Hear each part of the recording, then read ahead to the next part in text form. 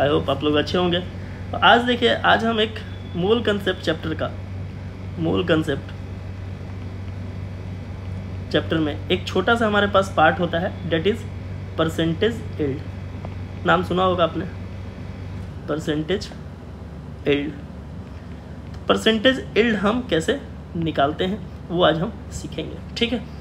देखो, एक छोटा सा एग्जांपल ले रहा हूँ। जैसे मान लो कि आपका एक एग्ज़ाम होता है स्कूल में, है ना, नॉर्मल। तो एग्ज़ाम हो रहा है और उस एग्ज़ाम में जो पेपर आने वाला है, फॉर एग्ज़ाम्पल केमिस्ट्री का टेस्ट है और वो 100 मार्क्स का है। कितना? 100 मार्क्स का है टेस्ट, ठीक है। आप हो टॉपर स्टूडेंट, है ना। तो टॉपर बच्चों से मुझे डर लगता है यार, है ना, कुछ भी करते हैं। देखो, टॉपर स्टूडेंट, आप क्या कर रहे हो? आपने एग्ज़ाम दिया, मैंने आपसे पूछा कि बेटा कैसा गया टेस्ट, तो बोलो ये कि हाँ सर बहुत अच्छा गया। हम पूछे कितना मार्क्स आएगा, तो सर मैं तो फोड़ दूंगा, 100 आउट ऑफ 100 लाऊंगा। कितना? 100 आउट ऑफ 100 लाऊंगा। लेकिन जब रिज़ल्ट आया तो आपको पता चला 80 मार्क्स आए। कितने आए हैं? 80 मार्क्स। अब आप मायूस, सदमे में चले गए, है ना, कि भाई मेरे तो 80 मार्क्स ही आ पाए, मैंने 100 बोला था, मैं सर को क्या बोलूँगा। तो देखो, यहाँ पे आपने एक्सपेक्ट कितना किया था? 100 आउट ऑफ 100, ठीक है, 100 आउट ऑफ 100। लेकिन आपको आया कितना एक्चुअल में? डेट इज़ 80 मार्क्स, ठीक है। तो देखो बेटा, यही चीज़ होता है परसेंटेज यील्ड। क्या?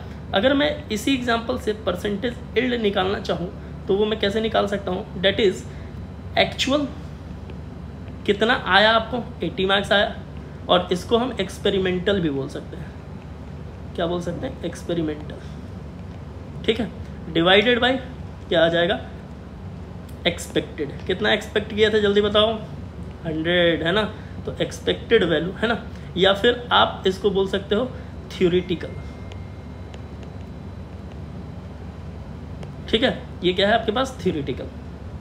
अब देखो, अगर मैं इसका परसेंटेज यील्ड निकालना चाहूँ तो कैसे निकाल सकता हूँ? That is percentage yield will be equal to, देखो एक्चुअल वैल्यू कितने मार्क्स आए आपको? 80 मार्क्स आया, डिवाइडेड बाई कितना एक्सपेक्ट किया था? 100, इनटू कितना कर दूँ?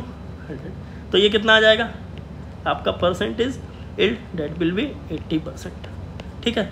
इसको हम एक क्वेश्चन में अप्लाई करके देखते हैं कि कैसे हम निकालेंगे। हमेशा ध्यान रखना, परसेंटेज यील्ड क्या होगा? Actual value, that is experimental value, divided by expected value, और इनटू यहाँ 100 भी करोगे। क्यों? क्योंकि परसेंटेज यील्ड निकाल रहे हो आप, है ना। तो देखो, आगे हम बात करें एक क्वेश्चन की, कि आपके पास मान लो एक क्वेश्चन है, डेट इज CaCO3। इसका क्या हो रहा है? डिकम्पोजिशन हो रहा है। तो इसको आपने हीट किया और इसका डिकम्पोजिशन हुआ। तो ये आपको दिया कैल्शियम ऑक्साइड और साथ में दिया CO2 गैस। अब CO2 गैस तो बाहर चला जाता है, लेकिन आप क्या हो? आप टॉपर स्टूडेंट, है ना, आप विज्ञान प्रगति के लोग। आपने इस CO2 गैस को किया कलेक्ट, है ना। अब कलेक्ट कर लिए और बोल रहे हो कि मैं 20 ग्राम क्या ले रहा हूँ? 20 ग्राम CaCO3 ले रहा हूँ, तो मुझे 5 ग्राम क्या मिल रहा है? CO2, ठीक है।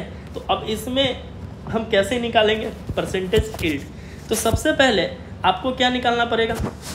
आपको निकालना पड़ेगा एक्चुअल, है ना, कि एक्चुअल में कितना निकला, एक्चुअल में कितना हुआ, है ना, मतलब एक्चुअल में कितना बनना, और कितना बनना चाहिए ये आपको क्वेश्चन में दिया हुआ है 5 ग्राम, है ना। तो देखो कितना बना, ये कैसे हम निकालेंगे? तो मुझे इस रिएक्शन की शक्ल देख के पता चल रहा है कि 1 मोल CaCO3 को हम जब हीट कर रहे हैं तो हमें मिल रहा है 1 मोल CO2 गैस, है ना। अब 1 मोल CaCO3 का मास कितना हो जाएगा बेटा? देखो, मोल्स इंटू मोलिकुलर मास कर दोगे तो मास निकल जाएगा। कितना? 100 ग्राम आएगा इसका। अब चेक कर लेना, है ना, 100 ग्राम कैसे आया? CaCO3 का मोलिकुलर मास 100 होता है, मोल्स दिया हुआ है 1 मोल। तो हमने मोलर मास इंटू हमने क्या किया? नंबर ऑफ मोल्स, तो हमें वेट मिल गया।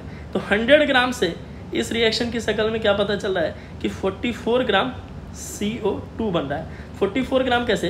देखो, 1 मोल CO2 है, तो moles into molar mass, molecular mass ये क्या दे देगा आपको, वेट दे देगा। तो 1 मोल और CO2 का मास, 1 मोल इंटू CO2 का मास होता है मॉलिक्यूलर मास 44, ये कितना हो जाएगा 44 ग्राम। समझ में आई बात। ऐसे ही आप CaCO3 कैल्शियम कार्बोनेट के लिए भी निकाल सकते हो। अब देखो मैं इसमें परसेंटेज यील्ड निकालना चाह रहा हूँ, तो मैं पहले क्या निकालूंगा, मैं निकालूंगा कि कितना बनना चाहिए था इस रिएक्शन की शक्ल से।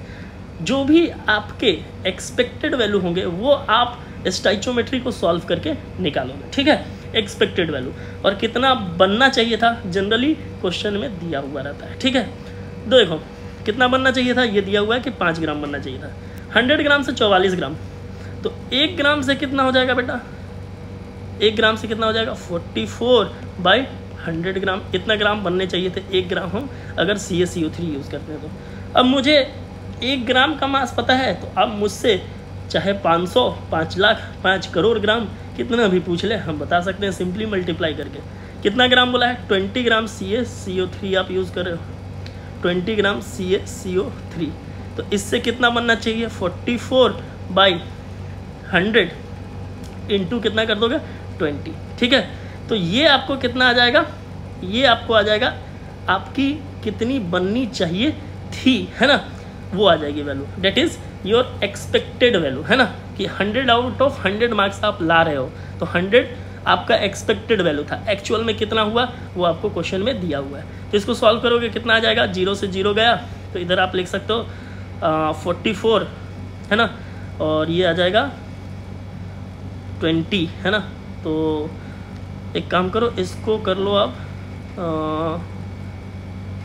44 into 2 that will be 44 into 2 that will be 88 divided by 10।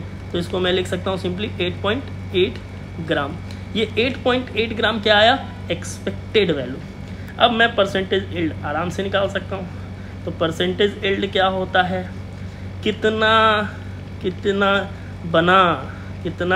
बना अपॉन कितना बनना चाहिए था, कितना बनना चाहिए था, है ना, इनटू क्या करूँगा 100। अब देखो कितना बना, तो कितना बना, आप 20 ग्राम यूज़ कर रहे हो तो 5 ग्राम CaCO3 बन रहा है ना।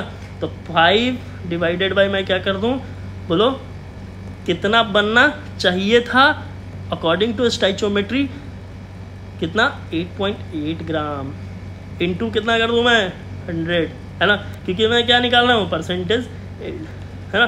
तो परसेंटेज निकालने के लिए हमें मल्टीप्लाई करना पड़ेगा कितना से 100 से। इसको आप सॉल्व कर लोगे आपको परसेंटेज यील्ड मिल जाएगा। समझ में आई बात। और एक क्वेश्चन कर लें क्या, बोलो, चलो कर लेते हैं, एक क्वेश्चन और कर लेते हैं। अच्छा क्वेश्चन है, ठीक है, ध्यान देना, समझना, ठीक है। क्या बोल रहा है, मैं नेक्स्ट पेज पे कर दे रहा हूँ, आपके पास ऑप्शन है, आप वीडियो को पॉज करके कॉपी कर सकते हो, ठीक है। चलिए अब देखो मेरे पास एक क्वेश्चन है। क्वेश्चन ये है कि 0.4 मोल PCl5 दिया हुआ है ना। बोल रहा है कि कंबाइन हो रहा है, combines with 1.8 mole of H2O। अब आपको रिएक्शन नहीं पता होगा, है ना, कि कंबाइन होगा तो क्या प्रोडक्ट बने, तो जनरली आपको गिवन रहेगा जो रिएक्शन आपको नहीं पता होती है, ठीक है। If 65.7 gram HCl 65.7 gram HCl is formed. अब बताओ 65.7 ग्राम HCl जो बन रहा है ये क्या थ्योरेटिकल है या एक्सपेक्टेड है, जल्दी बताओ, थ्योरेटिकल है या एक्सपेक्टेड है, बोलो। तो ये आपका क्या है, एक्चुअल वैल्यू है कि इतना बना है, ठीक है। और आपसे बोला है फॉर्म, देन पूछा है then percent yield of the reaction will be, है ना, कितना होगा। तो देखो PCl5 मुझे इस जो क्वेश्चन है, इस क्वेश्चन के अकॉर्डिंग मुझे रिएक्शन की भी ज़रूरत नहीं है, थोड़ी सी बैलेंसिंग के लिए ज़रूरत पड़ेगी कि एक्चुअल प्रोडक्ट क्या क्या बनेगा। तो PCl5 और H2O को आप जब रिएक्ट करते हो बेटा, तो एक बनता है आपके पास H3PO4, ये एक एसिड है ना, और इधर क्या बन जाएगा HCl। अब रिएक्शन को बैलेंस करने के लिए आप नंबर ऑफ रिएक्टेंट और नंबर ऑफ प्रोडक्ट क्या करोगे, इक्वल करोगे। एक बार ट्राई करो कितना हो रहा है, देखो इसको काउंट करो कितना आएगा। यहाँ मैं 5 पुट कर दूँ और यहाँ मैं 4 पुट कर दूँगा, तो रिएक्शन हो जाएगी हमारी बैलेंस। ठीक है, अब क्या क्या बोला है कि 0.4 मोल है ना, 0.4 मोल और 1.8 मोल H2O यूज़ कर रहे हो, तो आपको HCl बन रहा है ना।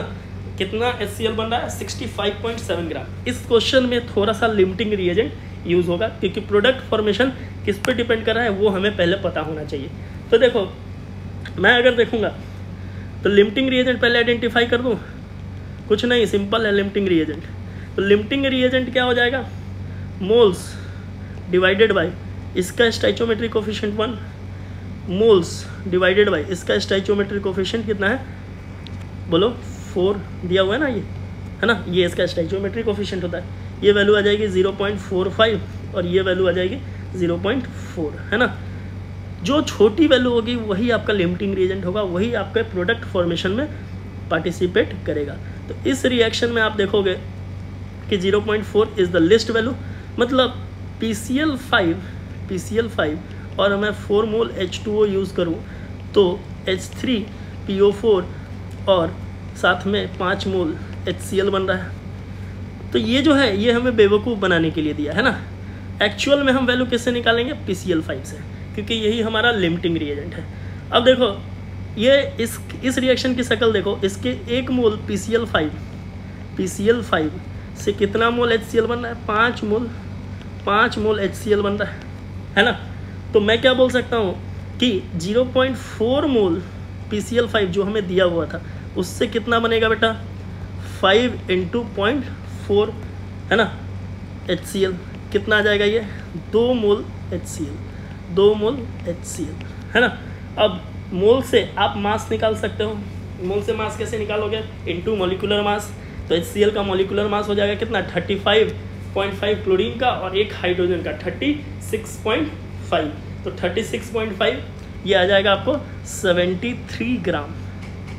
ठीक है, अब देखो ये 73 ग्राम जो आया ये क्या है, ये हमारा एक्सपेक्टेड है, और एक्चुअल क्या है, एक्चुअल हमें गिवन था। एक्चुअल हमें कितना गिवन था बताओ, 65.7 ग्राम। तो हम यहाँ पे अब तुरंत परसेंट इल्ड निकाल सकते हैं। परसेंट इल्ड क्या हो जाएगा, डेट विल बी कितना, 65.7 ग्राम बनना चाहिए था और बना, सॉरी ये 65.7 ग्राम बना है, और कितना बनना चाहिए था, डेट इज़ 73 ग्राम, है ना। इनटू परसेंट इल्ड निकालना है तो 100 से मल्टीप्लाई कर दो, ये आपको वैल्यू आ जाएगी 90%।